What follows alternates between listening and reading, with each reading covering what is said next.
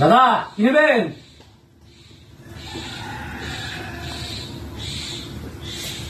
দাদা কি নেবেন?